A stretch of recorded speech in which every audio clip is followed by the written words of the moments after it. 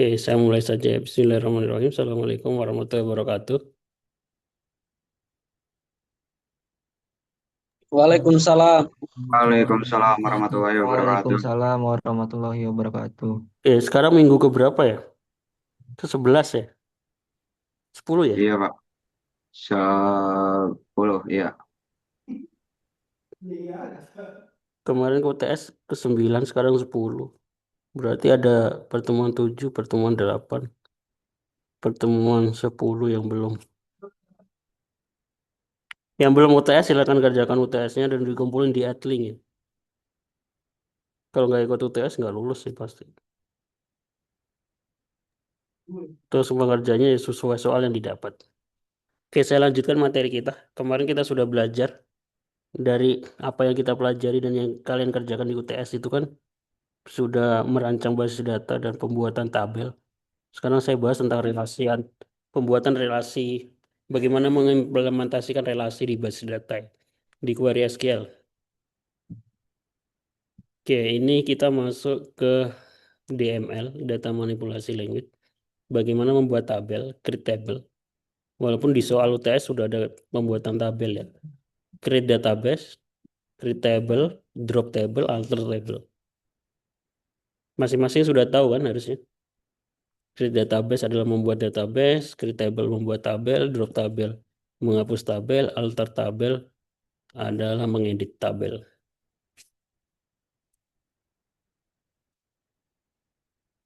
Terus ini materi harusnya sudah sih. Mengoperasikan MySQL, jadi ada dua cara ya, menggunakan command prompt sama menggunakan php-admin. Untuk yang menggunakan php-admin, tidak, kalian bisa pelajari sendiri ya.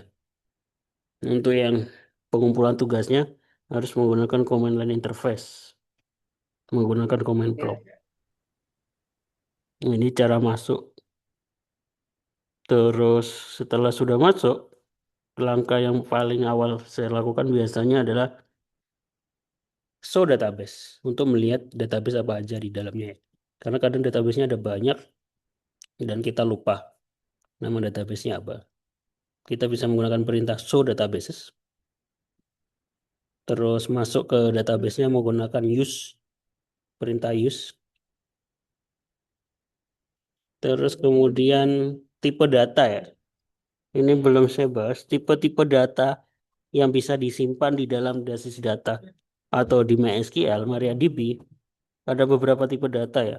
Yang paling umum dipakai ada integer ya, ada float, ada date, ada datetime, ada char, ada varchar, ada blob.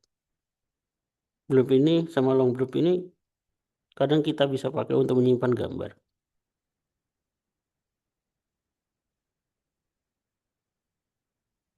Contoh misalnya kita ingin menyimpan data anggota, nomor, nama, email, alamat, kota, sedangkan strukturnya seperti tabel di bawah ini.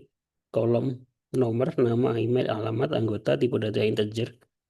Diingat-ingat ya, kita harus di MySQL. Kalau di bahasa pemrograman Python, C++ atau Java, kita nggak mendefinisikan panjang tipe datanya ya. Tapi kalau di MySQL kita harus mendefinisikan panjangnya ya. Apakah 6 digit, 40 digit, 255 gitu ya. Dan jangan sampai keliru ya. Supaya nomor ini atau NIM gitu ya. Kita panjangnya 6 terus kita input data dengan panjang 7 nanti akan error ya. Ya biasanya error, bingung gitu ya. Kenapa error gitu. Jadi diingat-ingat panjangnya dan dispesifikan ya. Paling aman ya panjangnya dimaksimalkan, tapi itu nanti akan membuat datanya jadi lebih besar. Perintah untuk membuat tabel adalah seperti berikut. Ini contoh ya. Harusnya masing-masing kemarin sudah bisa ya. Contohnya membuat tabel pribadi, create table pribadi, diawali dengan buka kurung.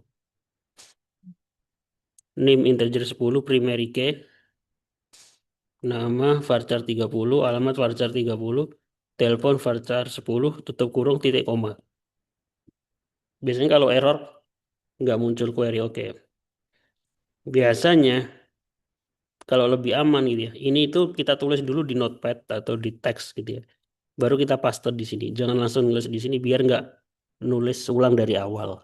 Kalau terjadi salah koma atau tutup kurung. Nah, selanjutnya setelah bisa membuat tabel, bagaimana memasukkan data ke dalam tabel? Kita bisa menggunakan perintah insert into, terus nama tabel, terus values. Jadi ada dua cara, diingat-ingat ya.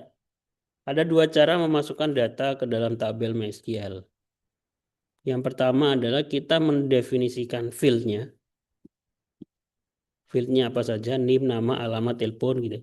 Baru diikuti dengan values. Values itu bahasa Inggris ya. Bahasa Indonesia nilainya atau isinya itu.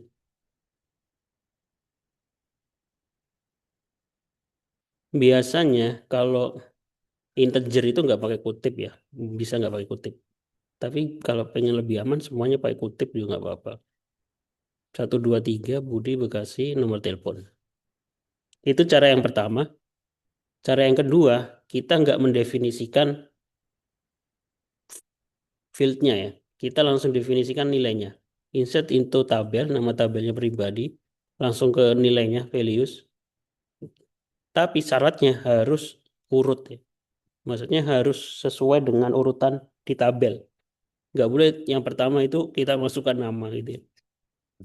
Nanti akan error. Tapi kalau ini kita balik, nama ini kita taruh depan, itu bisa. Jadi ada dua cara, yang atas sama yang bawah.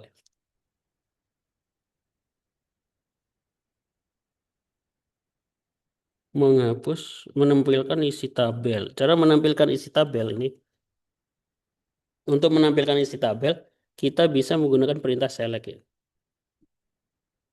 Terus pilih nama kolom, nama field yang mau ditampilkan. Kalau ada beberapa field pakai koma ya.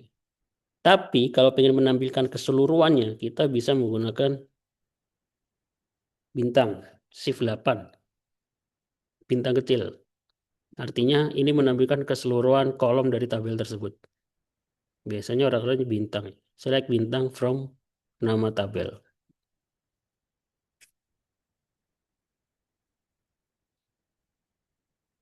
Nah, ini untuk menghapus basis data. Kita bisa menggunakan perintah drop database diikuti dengan nama database-nya.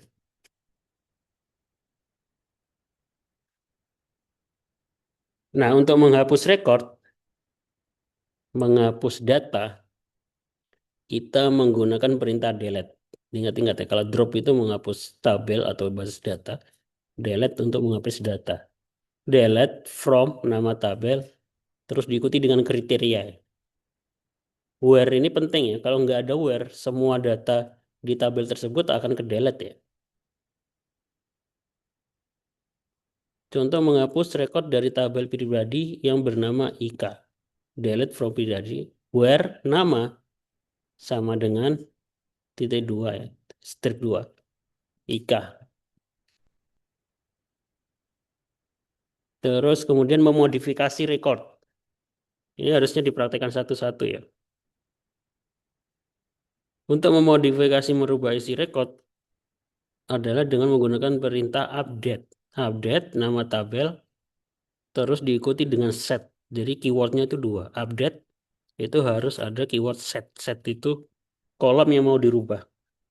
Kolom 1 nilai baru 1, kolom 2 nilai baru 2. Kemudian kriterianya apa? Contoh, merubah nama dari pribadi yang bernama Rita menjadi Susi dalam tabel pribadi. Update nama tabel, set nama sama dengan nama yang baru, where nama sama dengan nama yang lama. Ini kondisinya, klausa where. Ini nanti berubah menjadi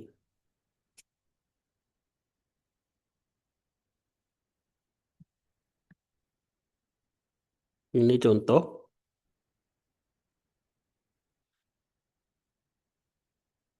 Dasar-dasar MySQL yang lain, ini beberapa klausa atau query SQL yang bisa dipakai. Ada menampilkan data dengan record tertentu ya. Berdasarkan NIM 123.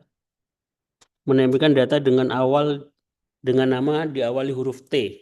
Ini sama seperti di Microsoft Spreadsheet ya, Microsoft Excel ya. Select bintang from nama tabel where left artinya sebelah kiri nama di kolom nama nomor satunya adalah T. Jadi mencari menampilkan nama yang diawali dengan huruf T. Menampilkan nama di huruf N, ini kita ganti dengan right. Menampilkan data dengan sub nama Ayu, kita bisa menggunakan klausa persen, bukan, ya persen di depan dan di belakang. Sama di Microsoft Excel. Yang sudah terbiasa menggunakan Excel harusnya tahu. Untuk pencarian biasanya.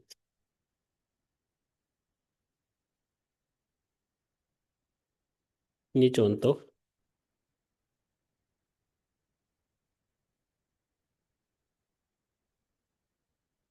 Mencari nama yang berakhiran O. Rek nama 1 sama dengan O. Kemudian ada yang namanya select distinct. Select distinct itu apa? Select distinct menghilangkan data dengan nilai yang sama pada satu kolom. Jadi kalau ada data alamat yang sama, biar gak tampil 2 kali, kita bisa menggunakan select distinct alamat from nama tabel. Kalau nggak pakai distinct, dia akan muncul yang sama 2 kali. Ini biasanya kita pakai untuk mencari data dari mana saja gitu ya. Tapi mengabaikan yang sama. Untuk melihat struktur tabel, kita bisa menggunakan perintah describe, disingkat DESC. Itu akan menampilkan name, tipe datanya, apakah dia null, terus apakah dia primary key, dan seterusnya.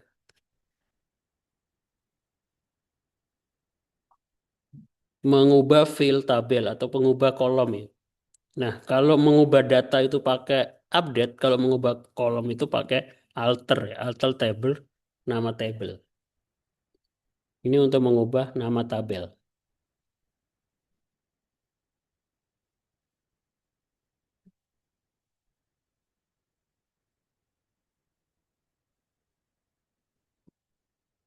Digunakan untuk mengubah nama tabel itu pakai rename. Kalau alter tadi untuk mengubah kolom ya. Contohnya di sini alamat kita ganti menjadi asal. Alamat kita rubah menjadi asal. Kita menggunakan query alter table pribadi change alamat menjadi asal. Varchar 20.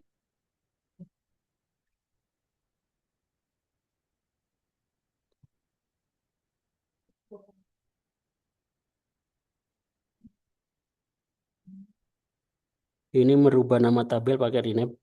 Nanya Pak. Terus ini cara penggunaan PHP admin harusnya bisa.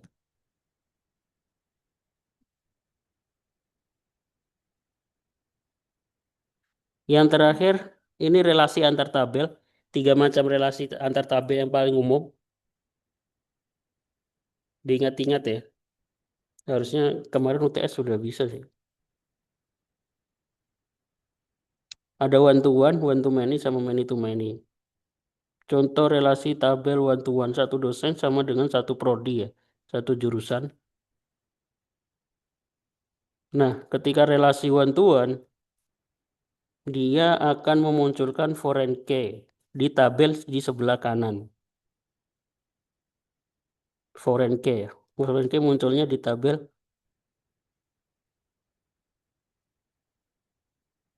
jurusan. Kemudian relasi one to many. Nah, kalau one to many, contohnya mahasiswa ke dosen wali, banyak mahasiswa ke satu dosen wali. One to many. Dia akan memunculkan tabel foreign key dosen wali, ID dosen wali di tabel mahasiswa. Di tabel sebelah kiri.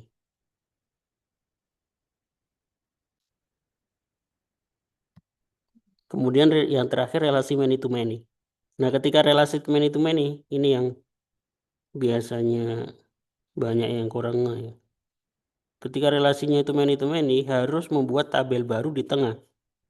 Kalau kita menggunakan aplikasi Sybase Power Designer ini otomatis ya.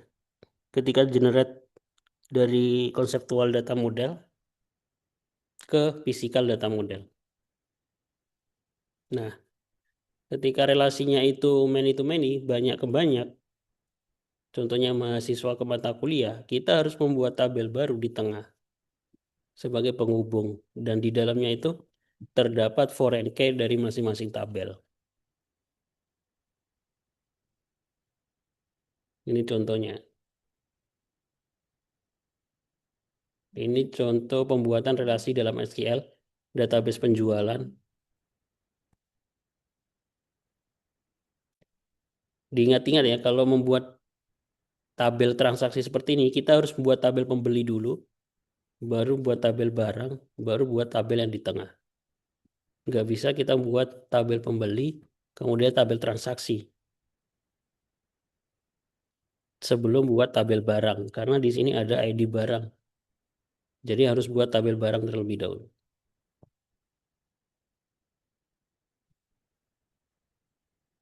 Oke, sampai sini ada pertanyaan?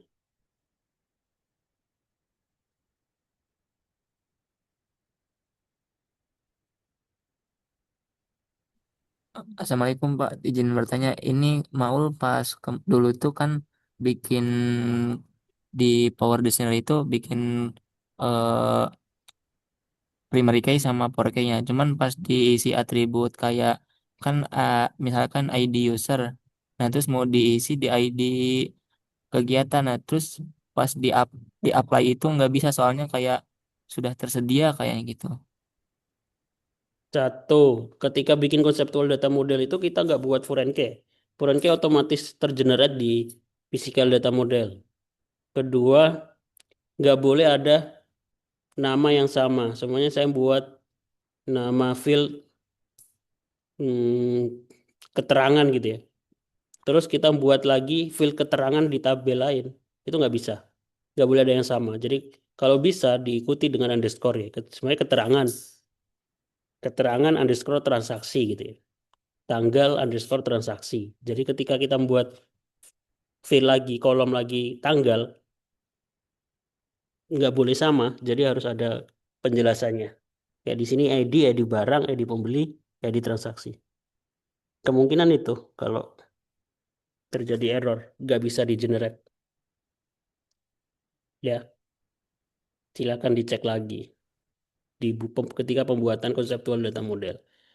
Dan ketika buat konseptual data model, bentar, saya buka contoh konseptual data model ya. Contoh yang sudah ngumpulin aja ya. UTS, tugas.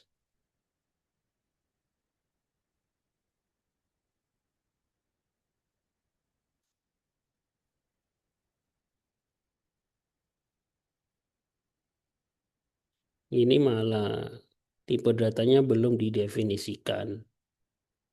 Artinya enggak, ketika penjelasannya kurang berartiin. Ini belum ada definisi tipe datanya ya. Undefined ini masih belum ada tipe datanya. Akhirnya ketika pembuatan konseptual data model, ini jadi salah semua ini. Ini yang foreign key yang mana, yang primary key yang mana. Pasti nggak ada database-nya. Database-nya buat dari mana? Buat sendiri. Nggak otomatis dari sini. Ini contoh yang salah. Hmm. Nah, seperti ini. Ini kan sudah didefinisikan ya. Primary key tipe datanya integer. Ini ada judul. Ini yang kemungkinan error. Di sini ada judul, di sini ada judul.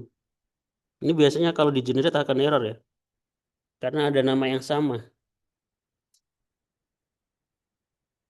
Harusnya judul underscore apa? Judul materi.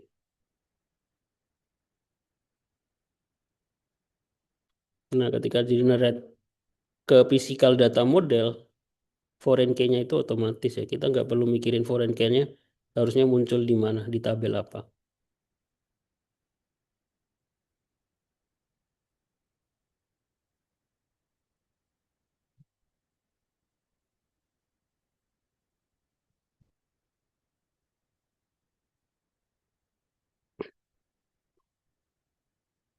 Ini nggak pakai CBase Power Designer. Langsung physical data model. Konseptual data modelnya dalam bentuk IRD. Boleh ya.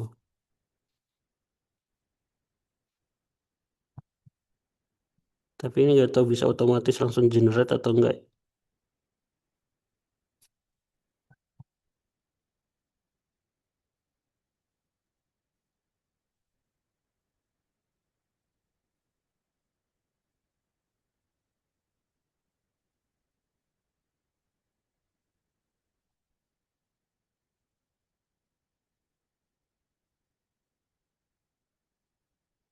Nah, cuma primary key semuanya, nggak ada penjelasan lain.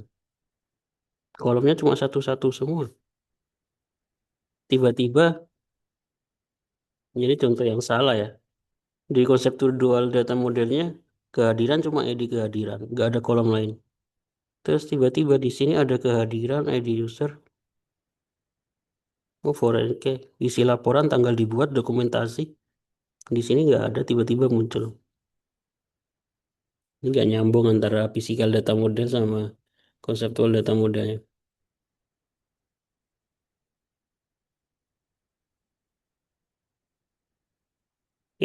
Nggak apa-apa ya kalau masih salah-salah karena proses belajar. Nanti sambil jalan. Ada pertanyaan lain? Yang belum ngerjain UTS silakan kerjakan. Jangan sampai terlambat. Kalau udah terlambat nggak bisa ada perbaikan lagi.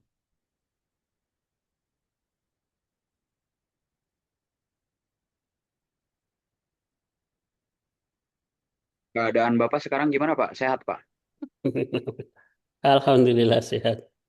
Alhamdulillah. Saya masih ada kosong beberapa pertemuan nih. Ini pertemuan ke-7, berarti belum 8, 9 UTS sama 10. Dua pertemuan lagi minggu depan. Oke. Kalau ngelihat dari UTS yang dikumpulin, saya kira secara umum pemahamannya sudah bagus ya. Maksudnya udah 80-70% ya. Nanti sambil berjalan sampai ke pembuatan sistem ya nanti. Kalau bisa buat sistem dengan basis data pakai Python aja yang mudah dengan MySQL. Baik, Pak. Oke, saya kira cukup. Terima kasih yang sudah datang. Saya akhiri. Yang terlambat nanti silakan lihat rekaman perkuliahannya. Saya akhiri. Oke, Assalamualaikum Pak. warahmatullahi wabarakatuh. Waalaikumsalam. Waalaikumsalam warahmatullahi warahmatullahi wabarakatuh. wabarakatuh. Terima kasih, Pak. Terima kasih, Pak.